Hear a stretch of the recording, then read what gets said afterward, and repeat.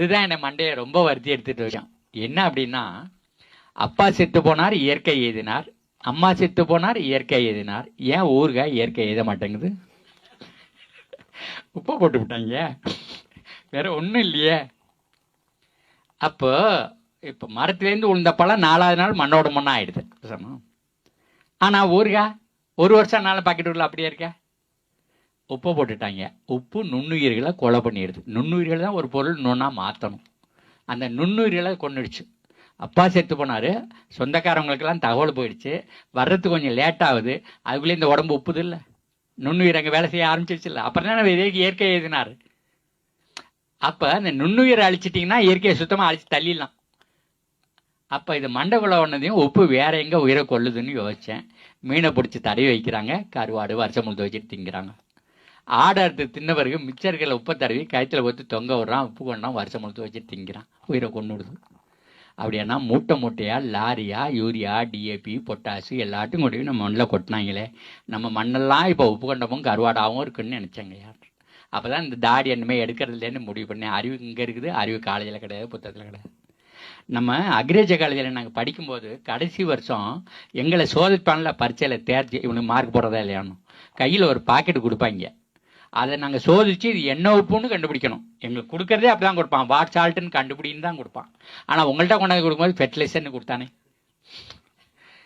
விவசாயிட்டு கொடுக்கும்போது ஃபெர்டிலைசர்னு கொடுத்தாயா, அக்ரிகல்ச்சர் காலேஜில் சால்ட்டுன்னு சொல்லி கையில் கொடுத்தாயா.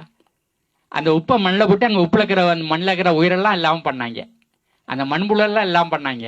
அதுக்கப்புறம் தான் அவனுக்கு ஃபெர்டிலைசர்லாம் விற்றுது. சொல்லுங்க.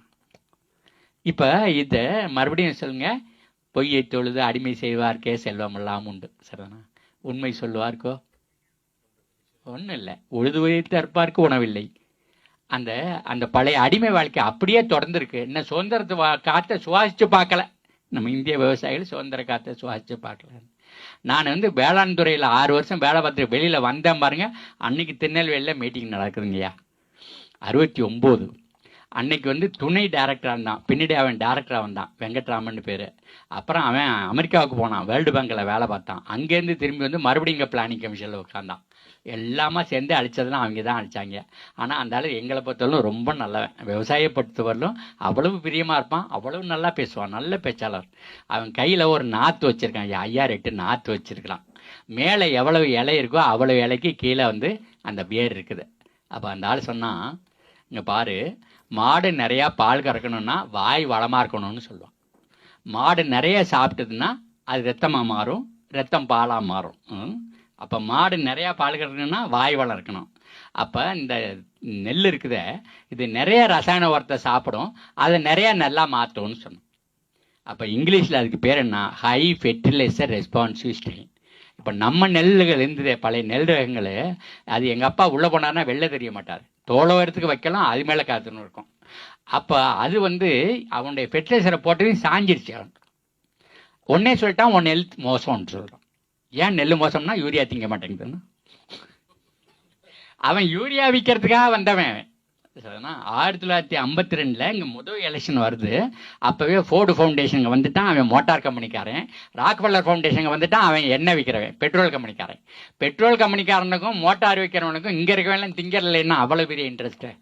ஆனால் நமக்குலாம் தெரியாதுயா, அந்த இளமையில் இவ்வளோ பெரிய சூதுவாலெல்லாம் இருக்கும்னு அக்ரிகல்ச்சர் கிராஜுவேட்ஸுக்கெல்லாம் ஒருத்தனுமே தெரியாது. இன்றைக்கும் ரொம்ப பேருக்கு தெரியாது. அமெரிக்காக்காரங்க நிறையா ரசாயன உரம் ஒன்று பண்ணிட்டான், அதை போடுறதுக்கு இடம் வேணும். அங்கெல்லாம் பார்த்தா 3 மாதம் தான் வெயில் அடிக்குது, இங்கே 12 மாதம் வெயில் அடிக்குது, 12 மாதம் விவசாயம் நடக்குது. அப்போ இந்தியா சீனா மாதிரி நாடுகளை பிடிச்சிட்டோம்னு சொன்னால் நிறைய ரசாயனத்தை விற்று முடிச்சுக்கலாம் வரத்தை. அதுக்காகவே வந்தாங்க. அவன் வரத்தை நம்ம செடியெல்லாம் ஏற்க மாட்டேன்னுச்சு, அதெல்லாம் இதெல்லாம் தள்ளிட்டு அந்த முக்காம்பழத்தை கொண்டாந்து நட்டுட்டான். சரிண்ணா? அதை நம்ம குணசேகரன், நம்ம பாண்டிச்சேரி தமிழ் பேராசிரியர், அவர் பாடினார், முக்காம்பழம் நெல் பயிர் 30 கஜம் தண்ணி கிணறு, நிற்காம தான் தண்ணி இறைச்சேன், நெல் பயிர் கருகி போச்சு முக்காம்பழம்.